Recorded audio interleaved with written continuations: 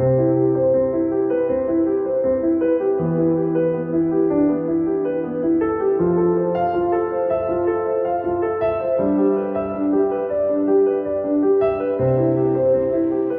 is the world's largest urban renewal project, and it had some, I would not say checkered history, but it had its dubious distinction of having the bid process run for 14 years. No project in the world where bid process has been done for 14 years. Finally, it has come to a conclusion. Humongous challenges are there. One major challenge was, of course, overcome, as I said, as far as the bid process is concerned. Now, planning part, so many things are there ahead of us. Strategies will be depending on the, from time to time there will be different strategies. The first strategy, of course, which we have now outlined is to have a proper structure, organizational structure. Right? The structure is for the first time we are experimenting with an SPV model, special purpose vehicle. So the company organizational strategy is to have government as a partner. So that is one thing that we are going to have with time. So organizational strategy. And second is to have a proper financial strategy. Right? But most important are two, which I am going to mention now. Number one is regarding the onboarding the slum dwellers, who are the largest stakeholders, and communicating them effectively with them, so that things are very transparent, and so that the project gets executed. People will be able to stay there in the new homes with the attached toilets and bedrooms, and whatever eligibility we have outlined in the shortest possible time. And third is, of course, to avoid as much as possible.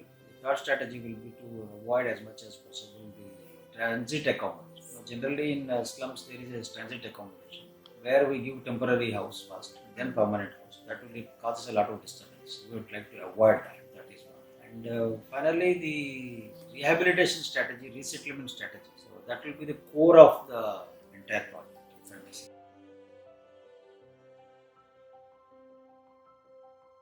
Yeah, it is just not engineering architecture, but because it's going to be building a city within a city. Yeah, right. And I have pointed out elsewhere that it is the brownest of the brownfield projects. It is the brownest of the brownfield projects. So it requires a proper urban master plan. Engineering and architecture are actually, they are important, but it has to be preceded by a robust master plan for the entire Dharavi area, which is more than 600 acres, right? Yes. And it is the densest slum in the world. Yeah. So preparing a master plan which will take into account the best possible solutions, respecting them, and also taking into account the best global practices, fitting into our own, local ethic, local ethnic and identity of is going to be a big task. So that will be the main thing.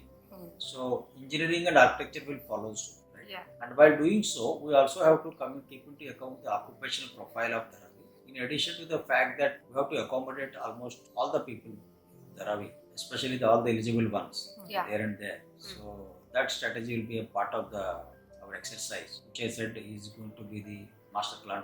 That has been outlined in our documents. First, once the government order comes, then I will issue the letter of award after it is received, after the government order is. Then the SPV has to be established, and then simultaneous several activities have to start happening. One of them will be, you'll be surprised that we don't have any office staff actually. It's a very small office that we have. Okay. Yeah, a handful of them are there. So we have to strengthen it. We have to reinforce that.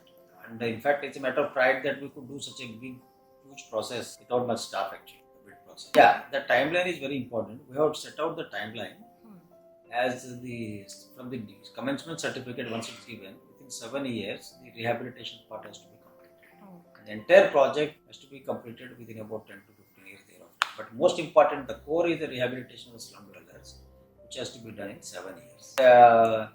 It is a very, very challenging timeline, I'm aware, because even the smaller SRA schemes, they take much longer time. For instance, if you remember, of late government has cancelled more than 500 SRA schemes in Mumbai because they are stuck for more than 20 years, 15 years. And there are small schemes. Each project was 300 families, 400 families. Here we are talking about almost lakhs of people involved, right? Yes. So doing it, that is a timeline of 7 years is very challenging. At the same time, as Keynes has said, in the long run we are all dead. So we cannot say after 50 years I will bring you back. So that is also not good. So it is better to take challenging tasks and try to execute as much as possible. Of course, with the cooperation and support of the government on the one hand, and also with the cooperation and support of the local slum dwellers on the other.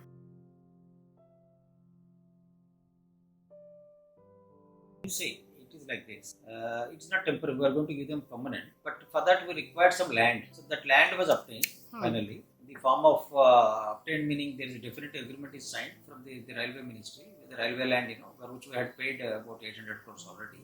Okay. Minister of Railways. So our Deputy Chief Minister, Honorable Sri Fadnavis ji, went and they got the land done, which was the most critical part in the entire process. So that has happened. So state government support is fully there in getting that, because execution is our work now, so we have to deliver.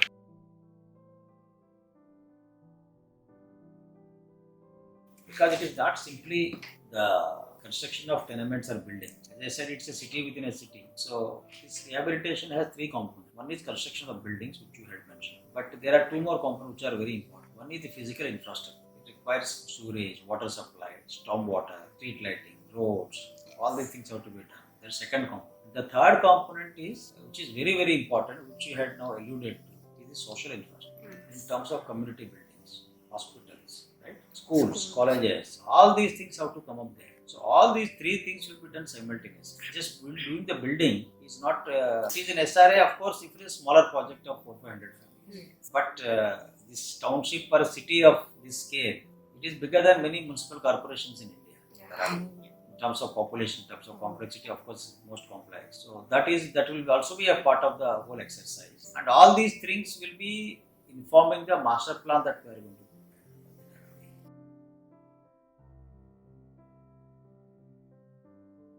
Challenges is an understatement, but there are too many humongous difficulties in doing the project.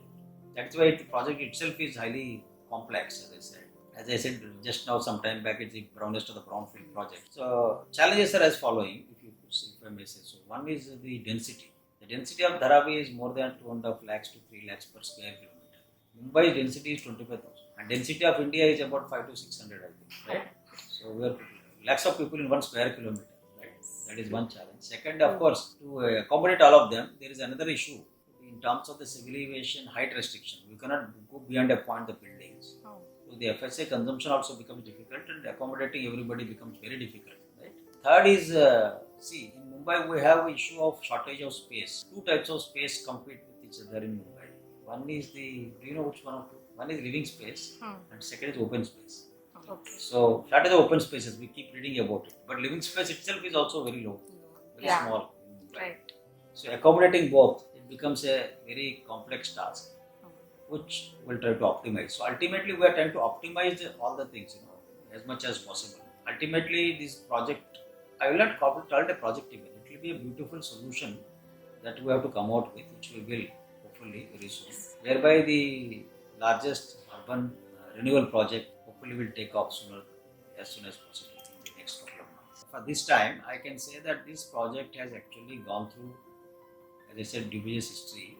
Of 2004 was when DRP was formed, Dharavi Redevelopment Project Office. Now it is 2022, 18 years before we could do the bid successfully, right? So that was that complex. Right?